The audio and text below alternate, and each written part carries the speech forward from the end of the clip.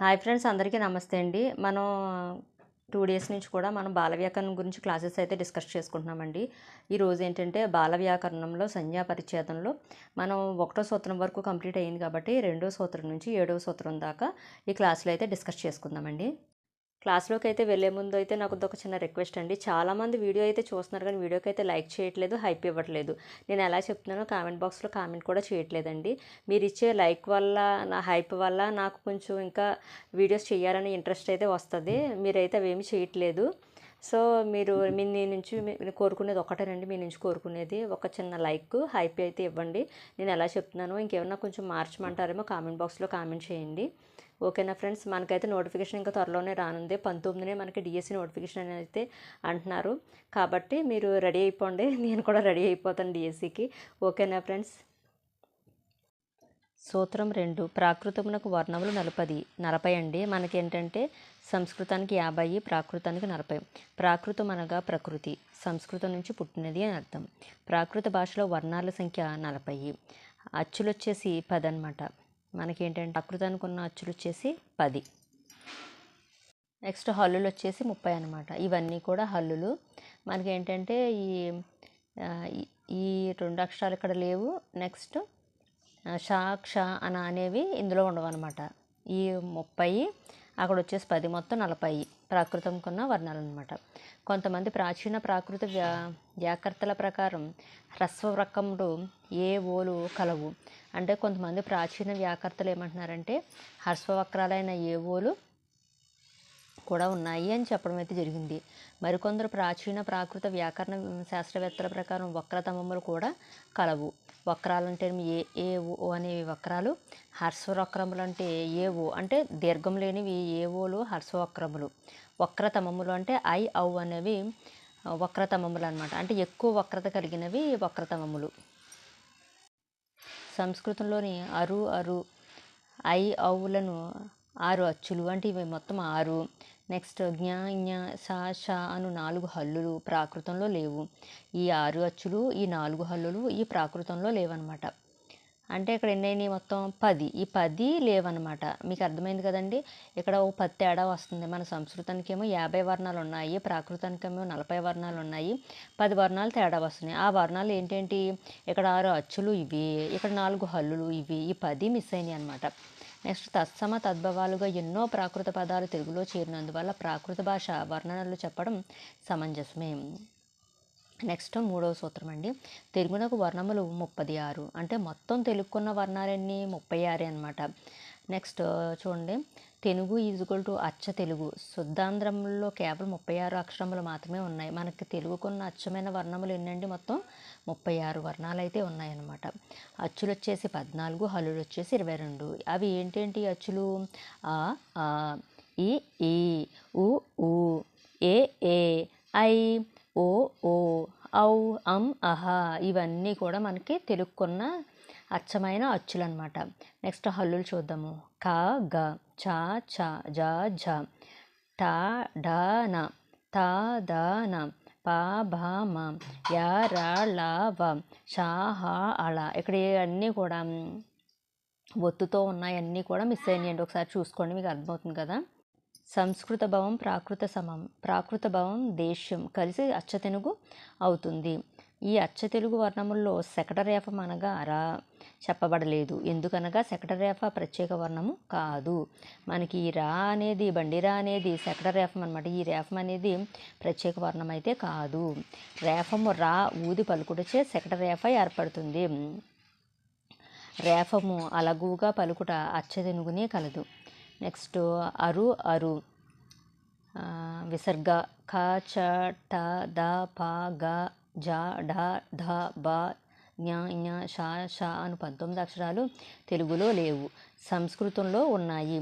ఈ 19 అక్షరాలు కూడా సంస్కృతంలో ఉన్నాయి, తెలుగులో లేవంటే ఏంటండి, సంస్కృతం నుంచి తెలుగులోకి వచ్చిన పదాలు అనమాట. ఈ 19 అక్షరాలు కూడా తెలుగులో ఉండి సంస్కృతంలో లేని అచ్చులు ఏ, ఓ అంటే ఇవన్నమాట. ఏవోలు ఈ తెలుగులో ఉండి సంస్కృతంలో లేని అచ్చులు అనమాట ఇవి.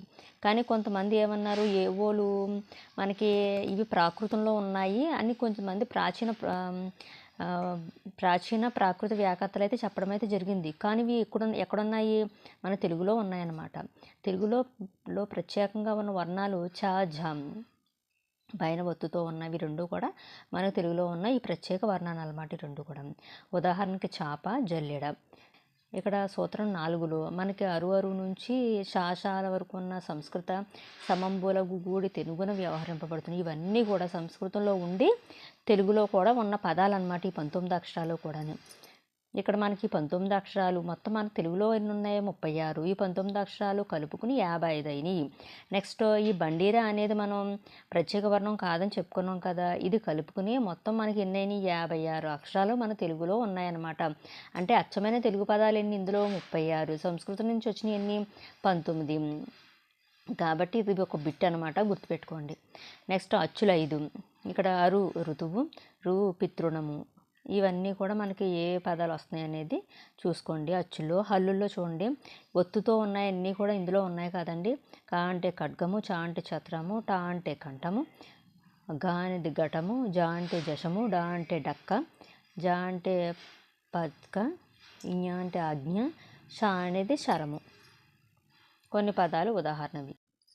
నెక్స్ట్ ద రథము, ఫా ఫని, ద ధరణి, బ భయము, ష షండము. ఇవన్నీ కూడా కొన్ని ఉదాహరణలు అనమాట. సంస్కృత సమములతో కూడి తెలుగులో వ్యవహరింపబడే వర్ణాలు మొత్తం 19 అనమాట. అంటే సంస్కృతంలో నుంచి వచ్చిన సంస్కృతంలోనూ అటు తెలుగులోనూ ఉన్న సంస్కృతం నుంచి వచ్చిన పదాలు ఎన్ని? 19. పై 4వ సూత్రంలో చెప్పబడిన ఈ 19 అక్షరములు సంస్కృత భాషా పదాల్లో మాత్రమే కనిపిస్తాయి. అంటే ఈ 19 అక్షరాలు ఎక్కడ కనిపిస్తాయి? మనకి సంస్కృతంలో మాత్రమే కనిపిస్తాయి అన్నమాట. అనగా ఈ 19 అక్షరములతో కూడిన పదాలన్నీ అచ్చ తెలుగు పదములు కావని గ్రహించవలను. ఇప్పుడు మనం గ్రహించాల్సింది ఏంటి? మొత్తం తెలుగులో ఉన్న అచ్చమైన పదాలు 36. ఈ 19 మనకు సంస్కృతం నుంచి వచ్చినాయి. ఈ 19 అక్షరాల్లో మనకి ఏంటంటే బిట్టి ఎలా అడుగుతాడు? ఈ పదాల్లో ఏదో ఒక పదం ఇచ్చి మిగతా మన అచ్చ తెలుగు పదాలు ఇస్తాడు. ఇందులో స్వచ్ఛమైన తెలుగు పదం కాని పదం ఏంటో చెప్పమంటాడు. దాన్ని బట్టి మనం చెప్పాలని గుర్తుపెట్టుకోవాలి. నెక్స్ట్ సూత్రం 5. కచ్చడితపాలు పరుషంబులని, గజడిదబాలు సరళంబులని చెప్పబడు. దంత్య చాకారము పరుషము, దంత్య జాకారము సరళము అని 7వ సూత్రమును బట్టి తెలుచుంది. అంటే ముందు క్లాస్లో చూస్తామండి 7వ సూత్రం. అండ్ ఇది ఆల్రెడీ తెలుసుగా, కచ్చడిదపాలు పరుషాలు, గజడిదబాలు సరళాలు. ఆల్రెడీ మనం ఇవన్నీ కూడా చదువుకున్నాము. నెక్స్ట్ సూత్రం 6. ఇతరములకు హల్లులు స్థిరములు. అంటే స్థిరములు మొత్తం ఎన్ని? 24 స్థిరాలు అనమాట. మనకి కచ్చడిదబాలు, గజడిదబాలు మినహాయించుకుని మిగతా అన్నీ కూడా స్థిరాలు. పరుషాలు 5, సరళాలు 5 కాకుండా తక్కిన హల్లులన్నీ కూడా స్థిరములు. నెక్స్ట్ క, ఖ, జ్ఞ, చ, జ, జ్ఞ, ఠ, ఢ, న, థ, ధ, న, ప, భ, మ, య, ర, ళ, వ, ష, ష, స, హ, అళ వీటిని స్థిరములు అంటారు. ఇవన్నీ కూడా స్థిరములు అన్నమాట. నెక్స్ట్ సూత్రం 7. దంత్య తాళంబులైన చాజాలు సవర్ణంబులు. ఇక్కడ సవర్ణములు అంటే తుల్యస్య ప్రయత్నం సవర్ణం. అంటే ఒకే విధమైన లేదా సమానమైన ముఖ ప్రయత్నంలో ఉద్భవించు అక్షరములు స్వర్ణంబులు. అంటే ఒకే విధమైన లేదా సమానమైన, అవి ఒకేలా ఉండాలి మరియు సమానమైన ముఖ ప్రయత్నంతో ఉద్భవించు అక్షరములుగా సవర్ణములు అవ్వాలన్నమాట. ఇవన్నీ కూడా దంత్య తాళవ్య చాజాలు సవర్ణములు. కొంచెం ఇవన్నీ కూడా ఈ దంత్యాలు చ, ఝ ఇవన్నీ కూడా దంతాలతో పలికేవి. నెక్స్ట్ దవడలతో పలికేవి. తాళవ్య చాజాలకు వర్ణోత్పత్తి స్థానం తాలువు. తాలువు అంటే దవడలు అనమాట. చ, జ. తాళవ్య చాజాలకు వర్ణోత్పత్తి స్థానం తాలువు. దంత్య చాజాలకు వర్ణోత్పత్తి స్థానం తాలువు, దంతాలు మరియు దవడలు అనమాట. ఈ రెండు వర్ణాలకు అభ్యంతర ప్రయత్నం తాలువు మొదలైన స్థానాల్ని నాలుక బాగా స్పర్శించడం కాబట్టి ఇవి సవర్ణాలు అయ్యాయి. ఈ సవర్ణాలని ఎందుకు అయ్యాయి? నాలుక అనేది దవడల్ని ప్లస్ దంతాలని తాకడం వల్ల ఇవి సవర్ణాలు అయ్యాయి అన్నమాట. ఇక్కడ వరకు 7వ సూత్రం వరకు కంప్లీట్ చేసుకున్నామండి. నెక్స్ట్ క్లాస్లో మనం 8వ సూత్రం నుంచి కంటిన్యూ చేసుకుందాం క్లాసు. ఓకే ఫ్రెండ్స్, నేను ఇచ్చిన ఇన్ఫర్మేషన్ అది మీకు నచ్చినట్లయితే కనుక వీడియోకి అయితే లైక్ చేయండి, కామెంట్ చేయండి. అలాగే మన ఛానల్ కొత్తగా చూస్తే కనుక సబ్స్క్రైబ్ చేసుకోండి. ఓకేనా ఫ్రెండ్స్? Bye friends.